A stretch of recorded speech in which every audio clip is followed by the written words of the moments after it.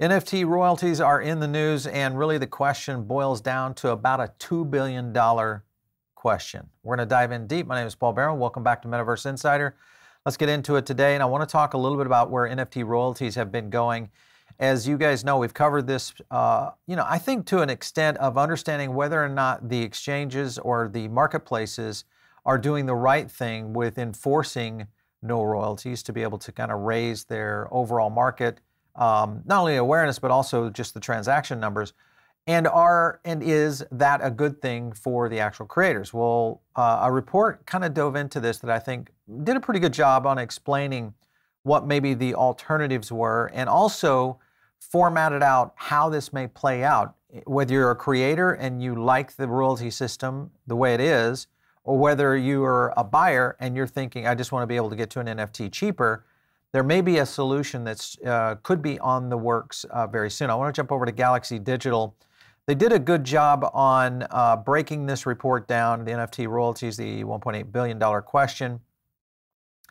And if you think about it, this is how much in royalties have been paid out to creators on ETH-based NFT collections. Basically, this done over kind of an average royalty percentage. On OpenSea, the platform also paid out the most royalties by creators by far, and has doubled from 3 to 6%. So that's the good sign. If you're a creator, you are getting those kind of functions without there. But the scenario is that we're seeing a lot of growth in the area. If you just look at the top 10 entities right here on earning creator royalties, Yuga, Art Blocks, obviously the OpenSea storefront, and then there's Azuki in there, Proof, which is Moonbirds. Not bad, in terms of overall royalties. But again, these are the top tier royalty creators, even VeeFriend's in there at 21 mil.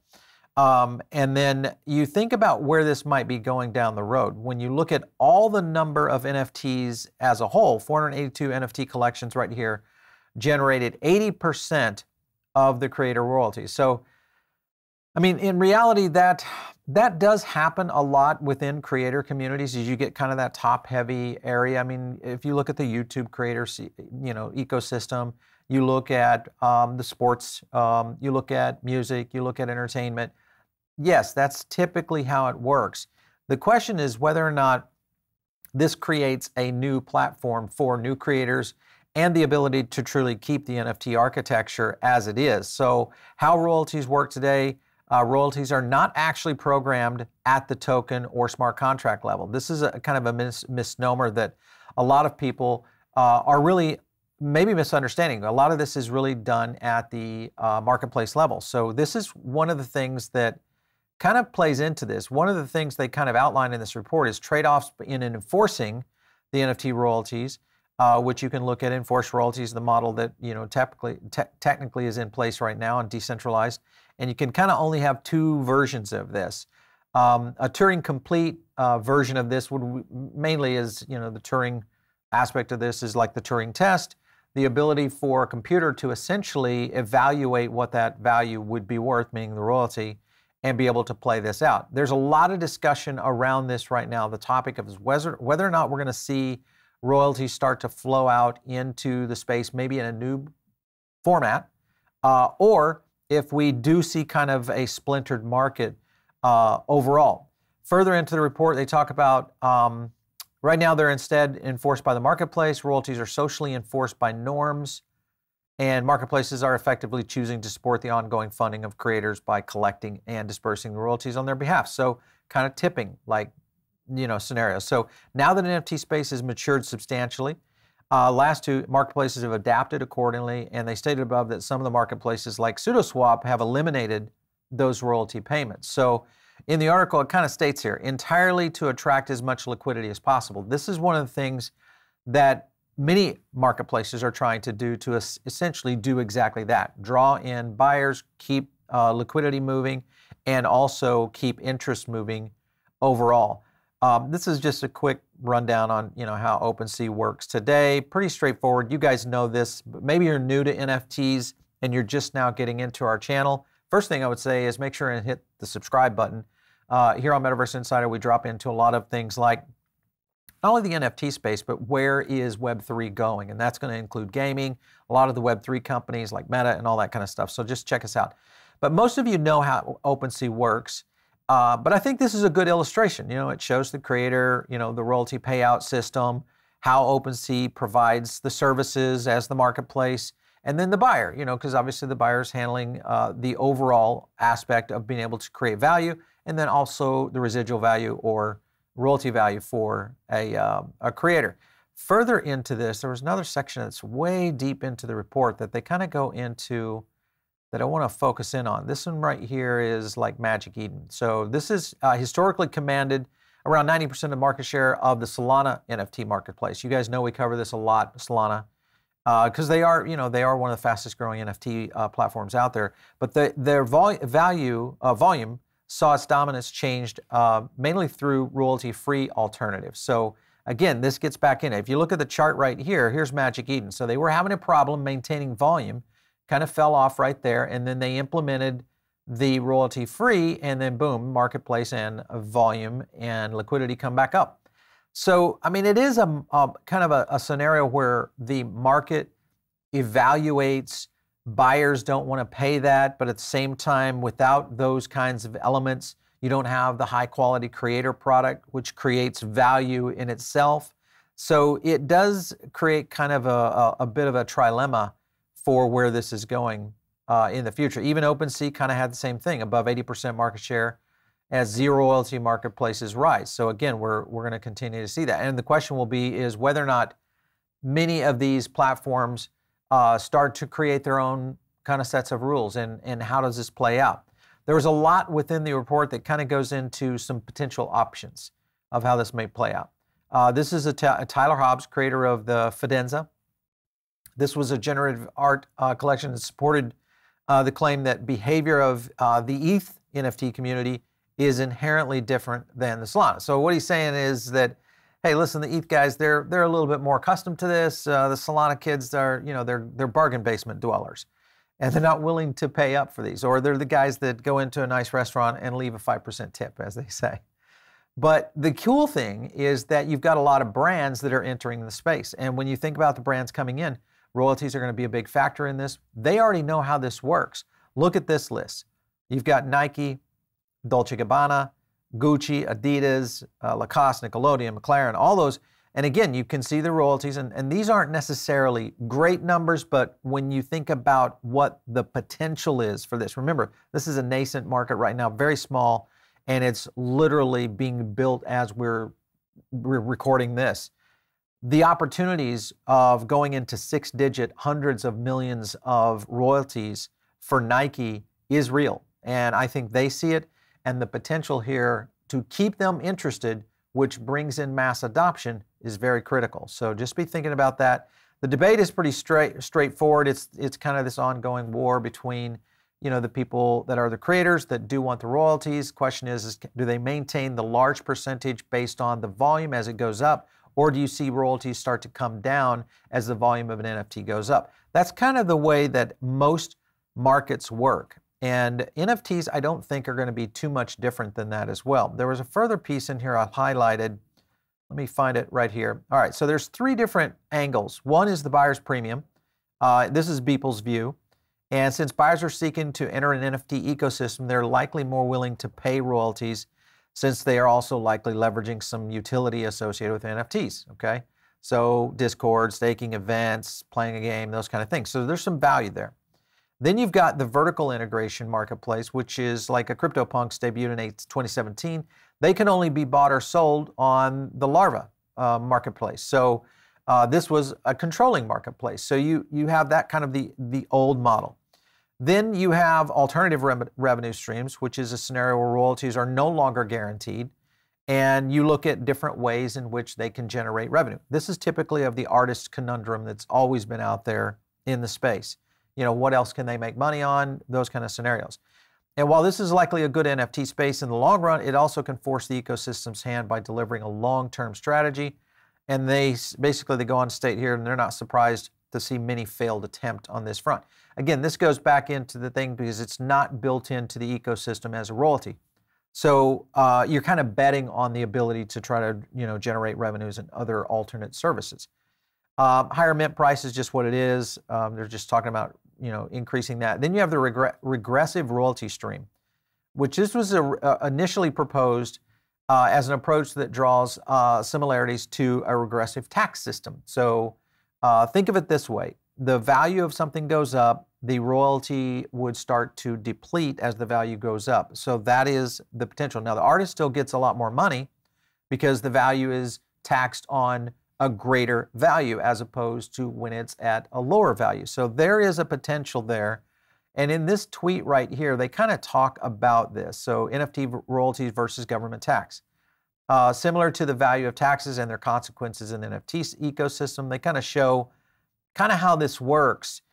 And I would love to get you guys' input. I mean, because if you think about the 10%, let's just say it's a 10% royalty. And if you go back and jump to earlier in that report, something like a VFriends or, a brand new platform in NFTs, Moonbirds, etc.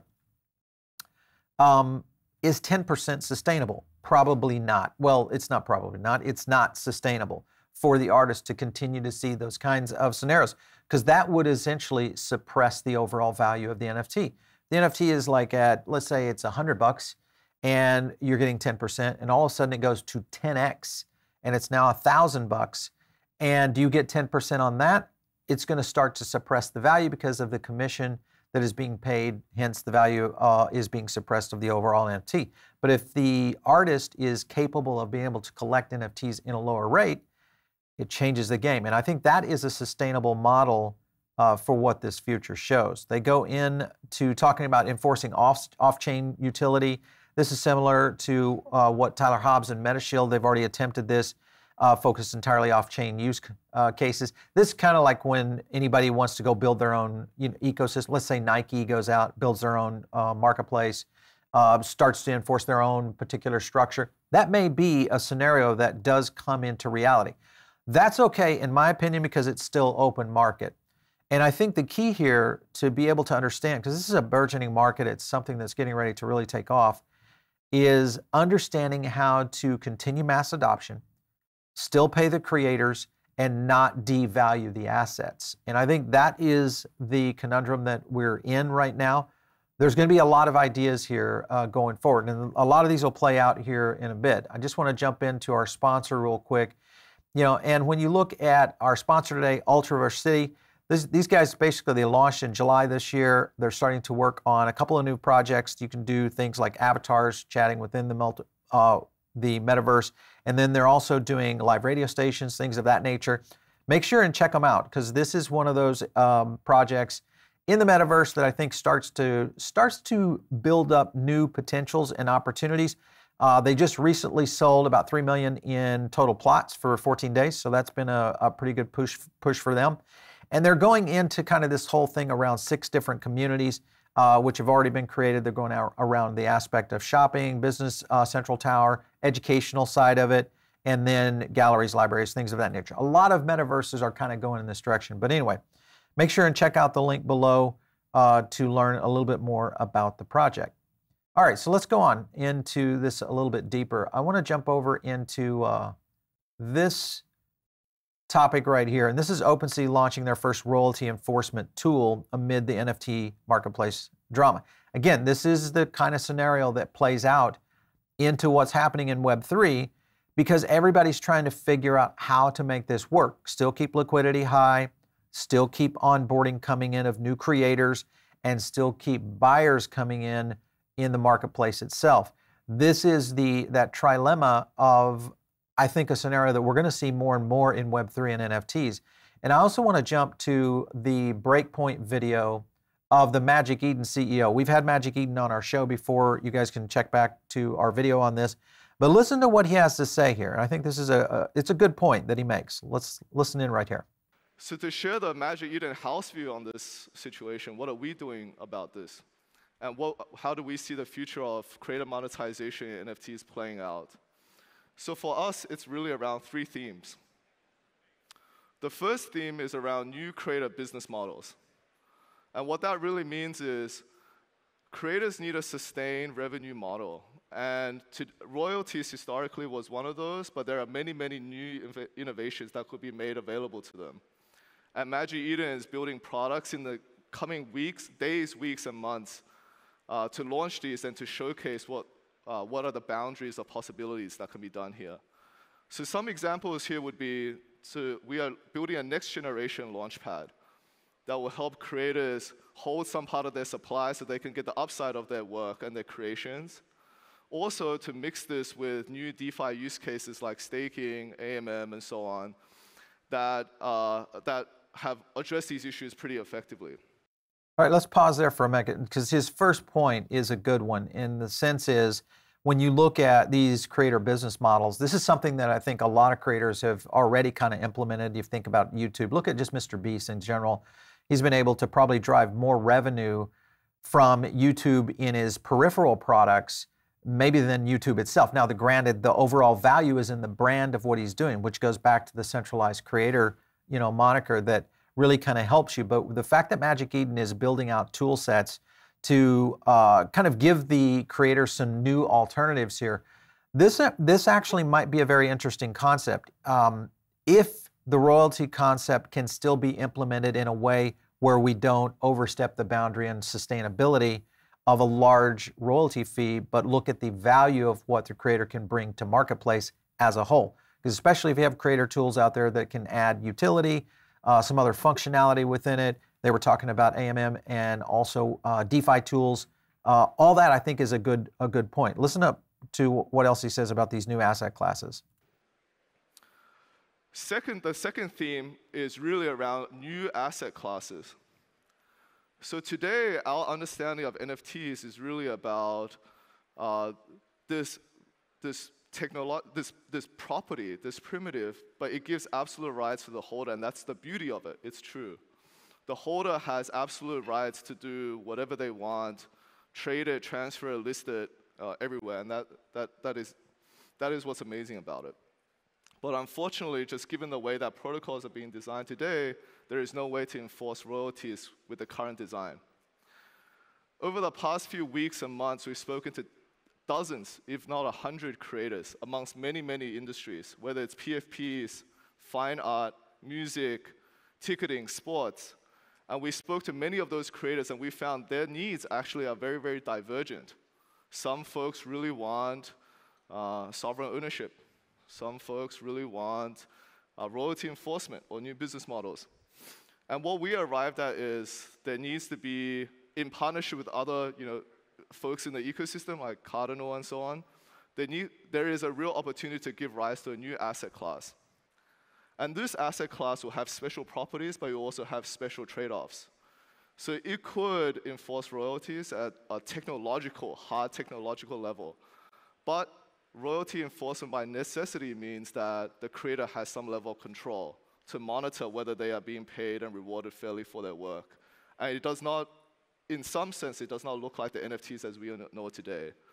But all right, so what he's talking about there is kind of a splintering of the NFT market itself, is that we might see, as he mentioned there, NFTs as we know them today, and what this new asset class might look like. And I think this is probably the most intriguing point he makes in the video. And I think it's also in the essence that if the NFT marketplace is going to explode, which I believe it will, is that we're going to start seeing use cases and also application formats that really change what the NFT is today. Now, granted, in Galaxy's report, it says, listen, if you can't utilize it as a smart contract tool, if it doesn't have the functionality and utility and also the potential for royalties, it's not really an NFT, because you can do those things in the real world and other digital aspects. So I think the fact that they're talking about a new asset class evolution is a great step in the right direction. There's a lot yet to be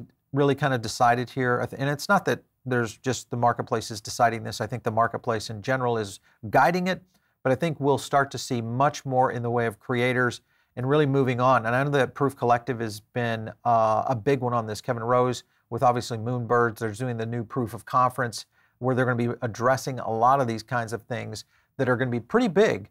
That's coming up, I think, in early next year. It's out in LA. And it's going to be interesting because I think this opens up again another sandstorm of opportunity for creators, for marketplaces, and I think also for brands. Brands are going to be the one that I believe make the big leap into NFTs in 2023 and 2024. Mark my word, that's the kind of numbers we're going to see coming up very soon. All right, we'll continue to cover this because there's a lot around this that I think people need to understand of where the future of NFTs are going. And I'd love to get your thoughts. Do you think it's still a pro in the, hey, just pay the 10%, let's just go on down the road like that, it's not a sustainable model? Or let's work on building out an NFT ecosystem that has a lot more opportunity in it and a lot more capability in terms of use case and utility. Love to get your input. Make sure and leave some comments below. If you guys are listening in on the podcast side of things right now, make sure and jump over here to the YouTube channel because this is where you're going to catch all this stuff. A lot of the visuals that we do that you can't necessarily pick up on the podcast side, but you can hear on YouTube. Just come on over here and make sure and join into our Diamond Circle, which is our couple of times a week newsletter that goes out to you guys, but we drop a lot of additional content in there for our Diamond Circle members. If you guys want to reach me, it's out on Twitter @Paul Barron. We'll catch you next time right here on Metaverse Insider.